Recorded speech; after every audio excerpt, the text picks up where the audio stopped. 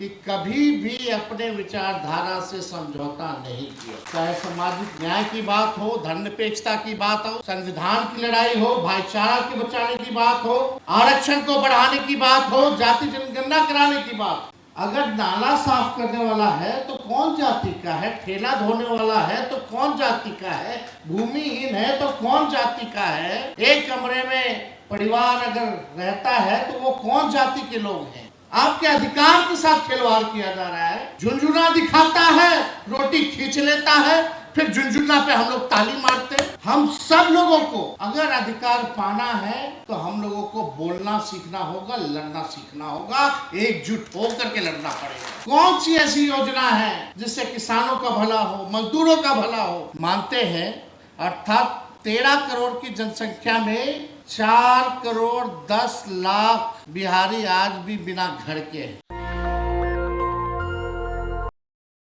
आप जो पढ़े लिखे लोग हैं, शोषित वर्ग समाज, back bencher of the society, अंतिम पैदान पे खड़ा जो समाज है,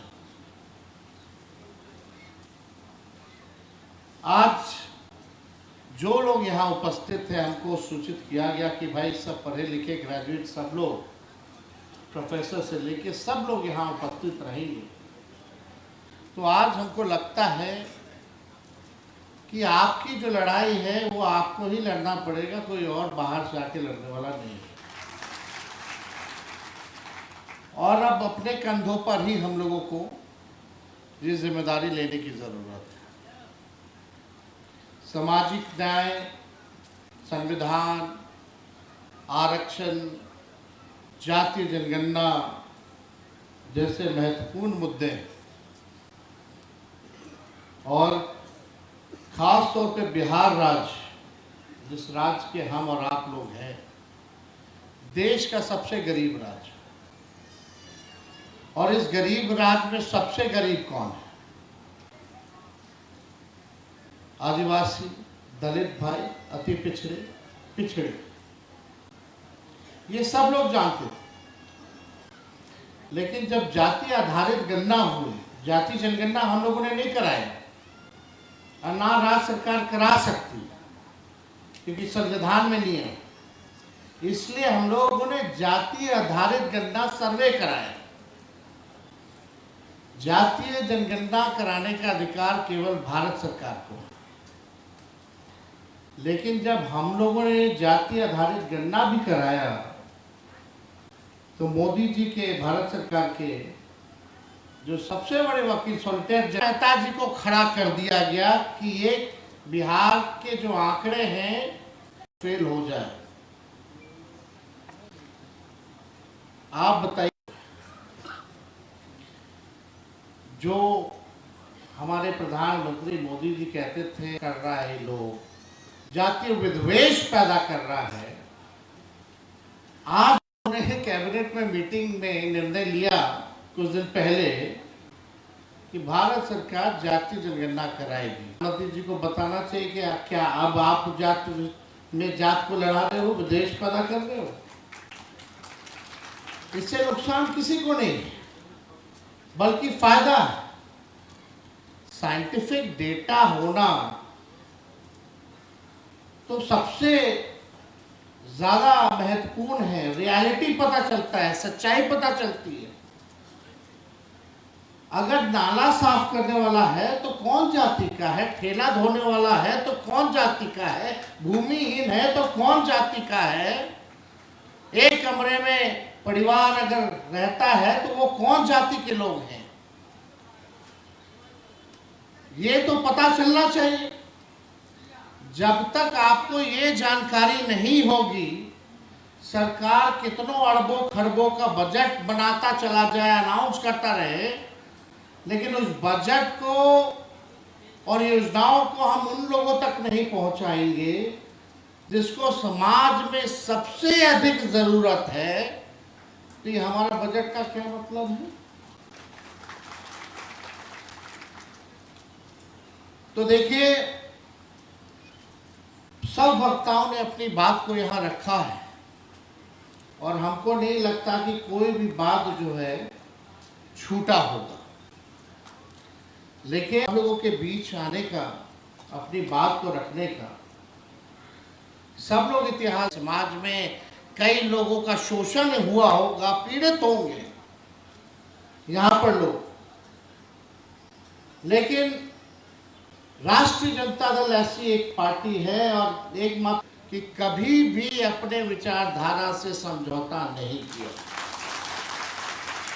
चाहे सामाजिक न्याय की बात हो, धर्मनिरपेक्षता की बात हो, संविधान की लड़ाई हो, भाईचारा के बचाने की बात हो, आरक्षण को बढ़ाने की बात हो, जाति जनगणना कराने की बात हो, या कोई उल्टा सीधा बिल इन लोग ले आता है कि सत्ता आएगी जाएगी इसकी हमको परवाह नहीं है।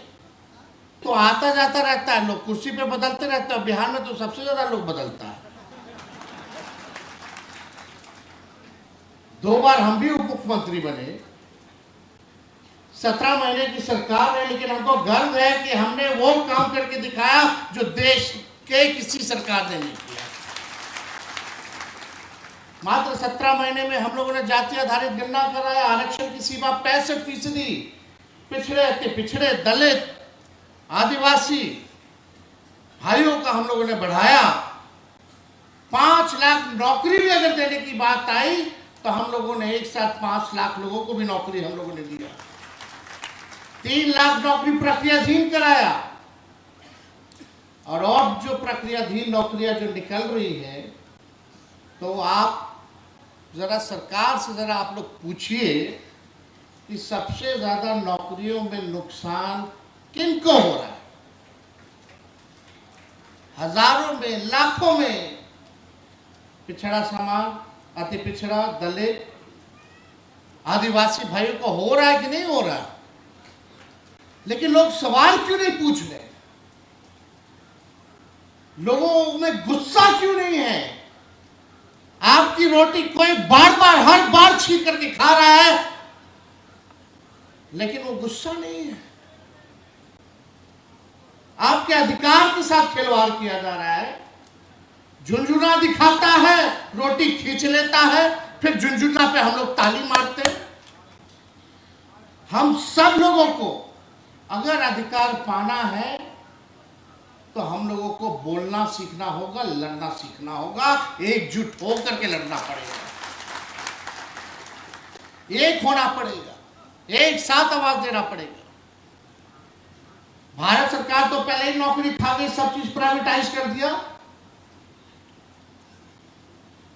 रेलवे हो, सेना हो,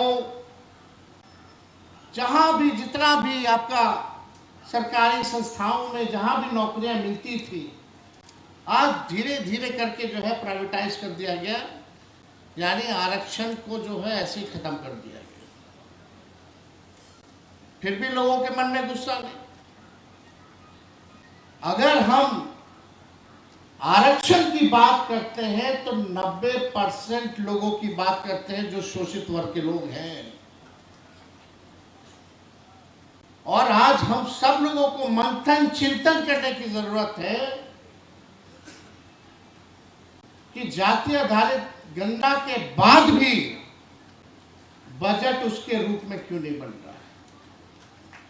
क्या हमारे मुख्यमंत्री जी कूड़ेदान में फेंक दिए वो रिपोर्ट? भाजपा के 2 उप मुख्यमंत्री क्या कर रहे हैं? सरकार में बैठे हुए अधिकारी क्या कर रहे हैं? आंकड़े तो आ गए, लेकिन आंकड़ों पे अगर आप काम नहीं कीजिएगा तो कैसे चलेगा। सरकार ढिंढोरा पीटती है कि कितना का बजट किया, 3,17,000 करोड़ का।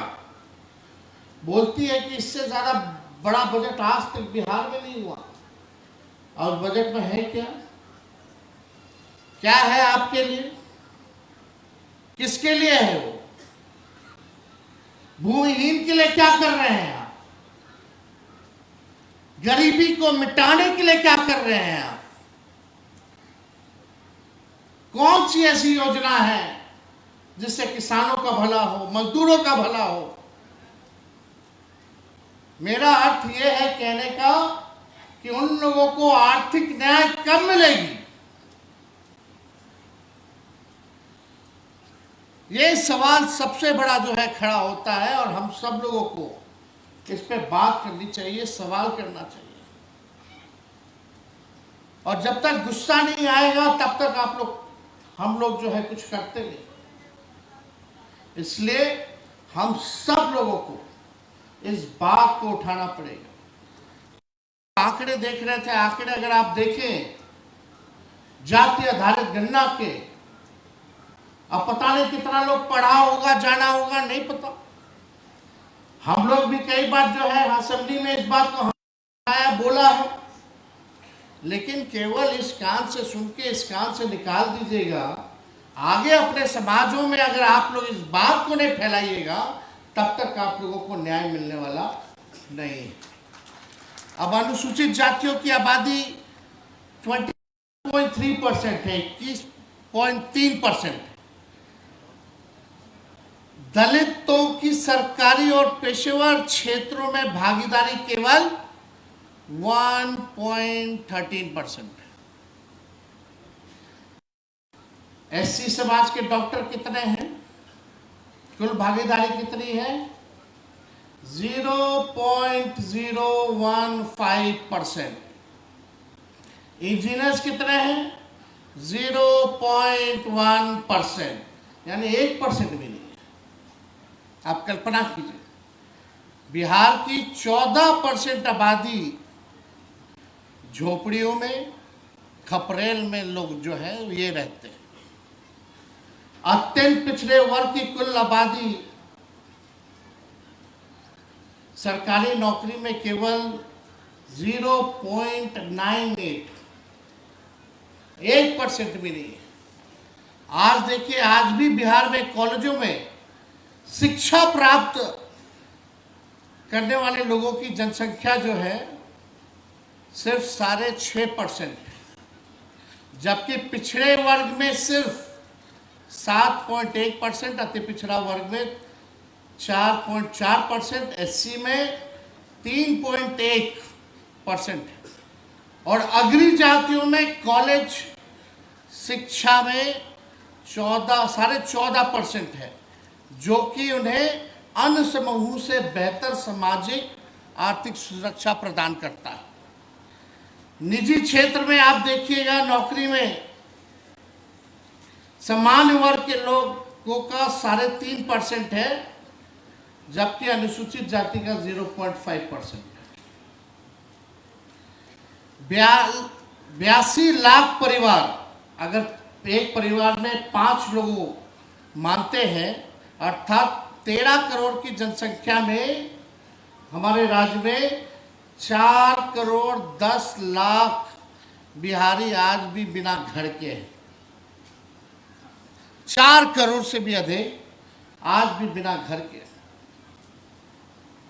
और 2 करोड़ 57 लाख अनुसूचित जाति तथा 22 लाख अनुसूचित जनजाति की जनसंख्या है, जिसमें 21 लाख परिवार अर्थात 1 करोड़ 5 लाख दलित आदिवासी आज भी बिना आवास के रहने पर मजबूर है। ये आंकड़े बताते हैं। तो जो हम लोगों ने जाति जनगणना कराया, हम इतिहास हम ज़्यादा नहीं बोलेंगे।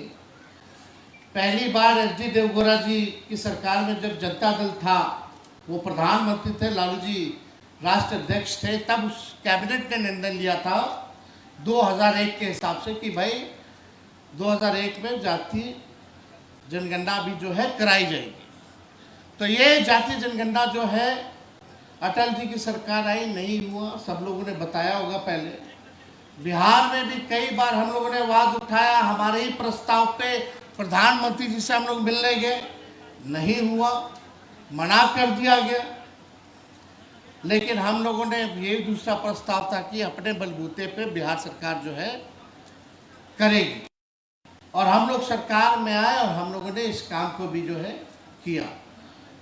तो आप सब लोगों से यही निवेदन है, आयोजकों से भी निवेदन है कि इस काम को जो है आप जिलों में भी ले जाएं, ऐसी चर्चा, ऐसी बैठक आप कराएं, और हो सके तो प्रखंडों में भी जो है इस काम को कराने की आवश्यकता है। जब तक हम लोगों को ये बात नहीं बताएंगे, क्योंकि मीडिया ये बताने वाला नहीं है, और सब लोगों को एक होकर के इस पे जो है काम करने की ज़रूरत है। हम इतना निश्चित रूप से हम कहेंगे कि अगर हमारी सरकार बनेगी तो जाति आधारित गणना के हिसाब से हम बजट बनाने का काम करेंगे, ताकि इसका फायदा सबको, गरीबी, बेरोजगारी, महंगाई, पलायन जैसे मुद्दों पर जो है हम लोग इस बार काम करेंगे। लेकिन इसके लिए आप सब लोगों का सहयोग और आप सब लोगों का आशीर्वाद की जरूरत है। चाहते हैं तो नेशनल दस्तक को सब्सक्राइब करने के लिए रेड कलर के सब्सक्राइब बटन को दबाएं, फिर बेल आइकन की घंटी दबाएं।